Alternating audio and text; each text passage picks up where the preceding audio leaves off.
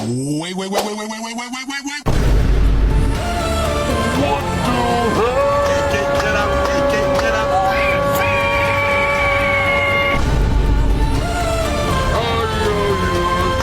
Get up, YouTube tempo. Tento ya mi perfect. Agresi militer Belanda II adalah operasi militer yang dilancarkan Belanda pada tanggal 19 Desember 1948 dengan tujuan untuk menghancurkan kedaulatan Republik Indonesia dan merebut kembali wilayah Indonesia. Agresi ini diawali dengan serangan terhadap Yogyakarta yang saat itu menjadi ibu kota Indonesia serta penangkapan Soekarno, Muhammad Hatta, Syahrir dan beberapa tokoh penting lainnya. Belakang agresi militer Belanda II. Agresi militer Belanda II dilatar belakangi oleh Belanda untuk tetap berkuasa di Indonesia dan mengingkari janji-janji yang telah disepakati dalam perjanjian Nancy. Belanda menganggap bahwa Indonesia tidak bersungguh-sungguh dalam melaksanakan hasil perundingan Nancy.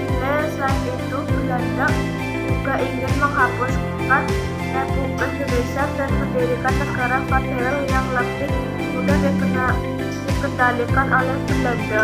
Agresi militer Belanda II. Pada tanggal 19 Desember 1948, agresi militer Belanda II dimulai dengan pengoboman lapangan terbang Maguwo di Yogyakarta. Setelah itu, pasukan Belanda menyerbu masuk ke kota Yogyakarta dan berhasil menduduki tempat-tempat penting seperti Istana Presiden, markas TNI, stasiun kereta api, dan Bandara Maguwo. Soekarno, Hatta, dan beberapa tokoh lainnya ditangkap dan diasingkan ke luar Jawa. Meskipun Belanda berhasil menduduki Yogyakarta, agresi militer Belanda II justru memicu perlawanan gerilya yang lebih luas dari TNI dan rakyat Indonesia.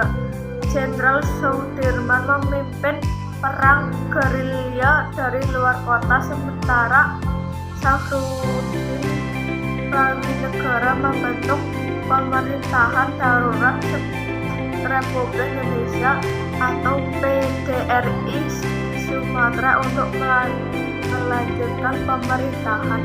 Terdapat pada negara lain: 1. Kerugian ekonomi akibat biaya perang yang besar. 2. Tekanan internasional dari PBB dan negara-negara lain untuk menghentikan agresi. 3. Citra buruk di mata dunia sebagai negara penjajah. Setelah adanya tekanan internasional yang kuat terhadap Belanda, PBB mengeluarkan resolusi yang menyerukan penghentian agresi dan pembebasan para pemimpin Indonesia. Selain itu, Amerika Serikat juga mengatakan akan menghentikan bantuan ekonomi kepada Belanda jika agresi tidak dihentikan.